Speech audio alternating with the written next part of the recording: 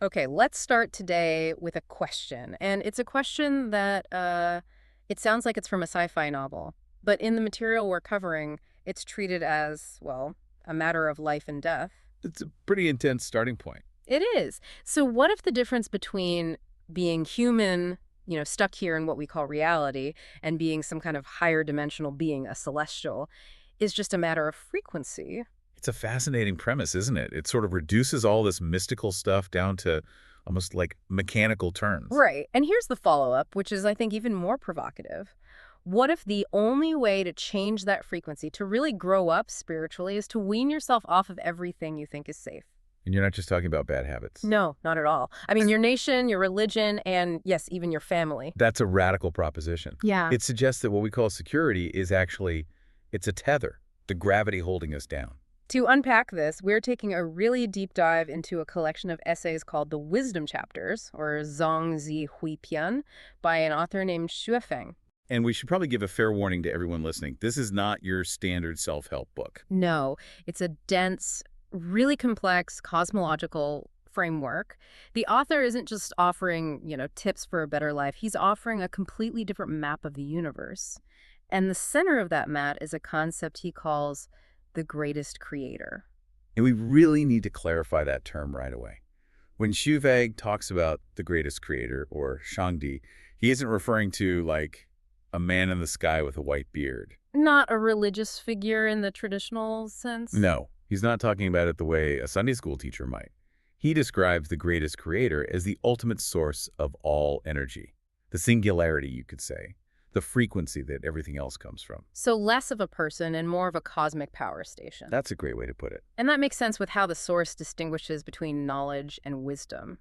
I found this part really helpful. He says knowledge is like branches and leaves. It's external. You pick it up. Right, from a book or school. But wisdom is the fruit. Exactly. Ah. I mean, think about it. You can memorize an entire encyclopedia. You can know the atomic weight of every element. That is knowledge. It's picked up. But it doesn't make you wise. Not according to this text, no. Yeah. Wisdom is generated internally. It's the result of resonance of processing. So you can be this walking hard drive of facts, but spiritually, you're just empty. Precisely. Yeah. And the source's core idea is that real wisdom comes from one place, and one place only, following the way of the greatest creator. Without plugging into that central power station, you're just, collecting leaves. Speaking of power stations, the text has this really vivid analogy for our relationship with the greatest creator. It's about a light bulb. Yes, the 100-watt bulb. The author asks you to imagine this light bulb hanging in a completely black room. A vacuum. Nothing on the walls to reflect the light. So if I'm standing in that room, what do I see? Well, you might see a dim glow from the filament, but the room itself is still dark. The bulb's potential is just wasted. Because there's nothing for the light to bounce off of. Exactly. And in this analogy, the greatest creator is the sun, the ultimate light source. And we humans are the reflective materials. Correct. So the source argues that without the greatest creator, we're essentially in a black hole. We have no light of our own. We're just these dark objects waiting for something to illuminate us. This leads us to the concept of the Tao. Now, I feel like I hear about the Tao in so many contexts, Taoism, martial arts, but this text defines it almost like software. It does, the very modern take. The Tao here isn't just a philosophical path. It's described as the consciousness or spirit of the greatest creator running the universe. It's the operating system. An operating system. That implies there are rules, hard-coded logic. Yes. And that brings us to the whole chance versus necessity debate. The source argues very explicitly that there are no accidents. Wait, really? So if I get a flat tire or I bump into an old friend at a coffee shop, that's not random? According to this framework, no. Xu Feng says every accidental event is inevitable. It's all following the creator's program. Just like a computer follows code, the universe follows the Tao. So if a program crashes, it's because of a line of code. If your life crashes, That's because of the program running in the background of your reality. that's kind of terrifying. But also weirdly comforting. Yeah. It means there's a structure. So if we are living in this program, how do we stop glitching? How do we upgrade? You have to align with the programmer. Yeah. And the text lists three non-negotiable requirements for this. He calls them the three reverences. Is it like a checklist? In a way, number one, reverence for the greatest creator. Number two, reverence for life. And number 3, reverence for nature. The creator seems key here, but what kind of creator are we revering? Is this a jealous god who smites people? No, and that's a really crucial distinction. The source compares the creator to water or the sun. Right, the sun doesn't decide to shine on the king, but ignore the beggar. It shines on everyone. The text emphasizes that the greatest creator is impartial. This greatest love is unconditional. It gives energy to the wicked and the righteous alike. So the program is just neutral, it's just running. It's running, but it does have a hierarchy. And this is where we have to get into the cosmology, because this is where the source material gets, well, really dense. Right. The author claims the universe isn't just Earth and heaven. He maps out 36 dimensions of space and 20 parallel worlds. 36 dimensions, that's a lot of real estate. I mean, most of us struggle to even visualize for. What makes these dimensions different? Is it just location? No, it's not about distance. It's about density and vibration. Think of it like a layered cake, where the layers are defined by how heavy or light existence is. And the lower dimensions are heavy, dense, full of suffering? And the higher dimensions are light, expansive, and free. And he gives these places specific names. He urges people to aim for the Millennium World, the 10,000-year world, and the ultimate goal, the Elysium World, or the Celestial Islands. Okay, so if I want to go to the Celestial Islands, I can't just buy a plane ticket. I have to change what I am. Which brings us to a term that really confused me at first. Antimatter. Yeah. When I hear antimatter, I'm thinking of Star Trek or particle physics. Is he talking about actual physics? He's borrowing a term to describe a spiritual concept. In this framework, matter is the physical world. Your body, this chair, the earth. Antimatter is what he uses to describe the spiritual essence, the soul, consciousness, the non-physical self. So when he says life is a special antimatter structure, he's basically saying we're souls in a body. Yes, but he wants you to think of the soul as structural. It's not just some vague ghost. It's a real thing, just made of a different substance. He uses the analogy of a vehicle. Your body is the car. And the antimatter structure, the real you, is the driver. Exactly. And when the car breaks down, The driver gets out. death. And here's the crucial part. Where does the driver go? According to the source, that depends entirely on the weight of that antimatter structure. If the driver is heavy burdened by attachments, greed, anger, they sink. If the driver is light, they float up to Elysium. Speaking of physics metaphors, there was a part about negative time I had to read twice. The example of flying around the Earth. Right, it's a thought experiment to explain that time isn't fixed. He says if you fly east, against the rotation, you lose time. Fly west, you gain time. And if you move fast enough, you could experience 10,000 years in a single day. Is he telling us to get a pilot's license? No, it's not travel advice. He's using it to show that time is flexible. In our material world, time drags, it decays. We age. But he's arguing that in those higher antimatter worlds, the rules of time change because the speed of existence changes. Speed. That seems to be the magic ingredient. It reminded me of that story, the stone crossing the river. A critical metaphor. You have these stones that want to cross a river to a green pasture, but they're scones. They're heavy. They just sink. The elder stones tell them, it's impossible. Give up. But then some kids come along. Exactly. The kids pick up the stones and skip them across the water. The stones make it to the other side. How? Because they were moving fast. Velocity. Speed. The author uses this to say, we humans are like those stones. We're heavy with matter. To cross the river of death and get to Elysium, we need spiritual velocity. We need to vibrate at a higher frequency. Okay, so we need speed, high frequency. How do we actually do that? I can't just run really fast and hope to ascend. The source uses a TV analogy here that I thought was actually pretty practical. It is. The source says a human being is like a TV set. The universe is broadcasting thousands of channels at once. If you tune your receiver to the devil channel, arrogance, greed, jealousy, you download that program. You become what you watch. You literally do. So if you're sitting around being angry at your boss or jealous of your neighbor, you're basically tuning your soul to the hell frequency. You're inviting that energy in. Yes. But if you tune into the greatest creator channel, you receive divine information, you get wisdom, you get that light we talked about. But there's a catch. And the source is really specific here. To tune into that channel, you have to be at zero. You have to cultivate emptiness or calm. This is the mechanism of resonance. And think about it. If your mind is full of noise, worrying about bills, replaying an argument, There's no space for the signal. You're creating static. The text actually calls it mental statics. And it wasn't just negative stuff, was it? Didn't it say even extreme joy can be static? It did. That surprises a lot of people. Right. We think happy is the goal. But the source says extreme emotion, high or low, is turbulence.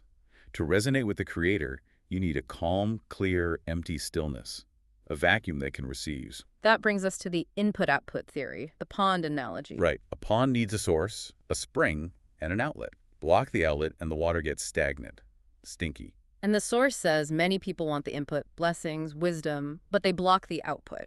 And the output is service, devotion, giving. The source argues that to get infinite energy from the creator, you must release energy to others. The more you give, the more you receive. It's a flow. If you hoard it, you rot. Spiritually, yes. Okay, we've covered the cosmology, the physics of the soul, how to tune in. Now we have to get to the part of the text that I think will make some listeners, well, uncomfortable, maybe even angry. The obstacles to growth. Yeah. The source drops a bombshell quote from the Gospel of Matthew: one's enemies will be the members of one's own household. And then it just doubles down on that. It says family relations are karmic debts. This is where the rubber meets the road. It's one thing to talk about love and light. It's much harder to hear that your bond with your mother or your child might actually be a spiritual trap. Trap is a strong word, but the source basically says that, doesn't it? It does. The framework views the family unit not as this ultimate good, but as a web of entanglement. It says we're born into families because we owe them something, or they owe us. The interaction is a repayment. So wait, if I love my family and I want to take care of them, the source says that's bad. It says it's heavy. The text claims you cannot ascend to Elysium if you owe even 1 penny of emotional or material debt. If your whole identity is wrapped up in being a good son or a good parent, you are anchored here, tethered. That sounds incredibly cold. From a human perspective, yes, it does. But the author is asking us to look from a celestial perspective. He argues true freedom requires cutting those tethers, and he doesn't stop with family. Right. He goes after patriotism and religion, too. He calls most adults grown-up infants. It's a harsh metaphor. A baby relies on its mother for everything. The source argues that adults who rely on their nation, their religion, their political party for security are just infants who haven't been weaned. So being a proud patriot or a devout church member, the source sees that as a sign of spiritual immaturity. In this framework, yes, he views those things as small containers. To enter what he calls the Lifechanyuan era, you have to abandon the small self. The small self identifies with a country, a last name. The big self merges with the greatest creator. And the entire universe. Oh. So you can't be a citizen of the universe if you're too busy being a citizen of France or a member of the Jones family. You have to step out of the small ego to fit into the cosmos. Exactly. There's a story in the text that sums this up perfectly. The pig reading a book. Yes, this one is. It highlights the absurdity of trying to change from the outside perspective. So paint the picture for us. You have a pigsty. Most of the pigs are happy. They have slop, they have mud. Life is good. But one pig starts reading a book. And the other pigs are just confused. Right. They're like, what are you doing? Come eat this slop. It's great. Why make life hard? And the reading pig says, no, if I don't change my thinking, I'm going to be slaughtered like you. I want to be a human in my next life. The others think he's crazy. Of course. Because from the perspective of a pig, reading is useless. Eating is useful. But the pig who reads understands something the others don't. Consciousness determines your life form. If I change my thinking, my next life will be human. That's the pig's logic. So for us, the logic is, if I change my thinking, my next life will be celestial. That is the core argument. The source says what kind of thinking you have determines what kind of life form you will be. If your consciousness is stuck on mud possessions, status, nationalism, you stay in the mud. You might be a happy pig, but you're still waiting for the slaughter. Death without ascension. This pig story actually connects to a technique he calls reverse thinking. Because for a pig, not eating slop is reverse logic. Exactly. The source says human logic is often backwards compared to celestial logic. We think. To gain, we must grab. To be safe, build walls. To be respected, be tough. And reverse thinking flips all that. Completely. To gain, you must give. To be safe, you must be open. To be strong, you must be soft, like water. It sounds a lot like Taoism. Water flows to the lowest places. It's deeply rooted in that. Water nourishes everything because it doesn't fight for the top spot. The source says, if you want to be like the greatest creator, you must be willing to lose everything, reputation, wealth, status. Because in that loss, you gain the lightness needed to ascend, To drop the to luggage. drop the luggage. And you can't take it to Elysium. Remember the driver in the car? That antimatter structure has a weight. Sins, debts, grudges, obsessions, they're all heavy. They act like gravity. If you die with a heavy heart, you sink. So we have the theory, the obstacles. What's the solution? The source talks about Lifechanyuan. Why do we need this specific thing? We have Christianity, Buddhism, Islam. Why a new map? The author positions Lifechanyuan not as a new religion, but as a synthesis, a unification. He uses a school analogy. I like He analogies. says Jesus, Buddha, Muhammad, Lao Tzu, they were all teaching in different classrooms of the same school. Jesus provided love, blood, and direction. Buddha provided wisdom and the ship. But the author thinks that's not enough anymore. He claims that over time, the students in those classrooms started fighting. My classrooms are better than yours. They forgot about the headmaster, the greatest creator. Lifechanyuan claims to be the map that connects all these teachings back to the source. So it's trying to unify everyone under this one umbrella of the greatest creator. Correct. The argument is that if you're fighting over which religion is right, you're missing the point. You're arguing over the textbook instead of learning the subject. And the subject is the greatest creator. It's a huge vision, and it brings us right back to frequency. If you're arguing, low frequency. If you're synthesizing and loving, high frequency. That is the essence of it all.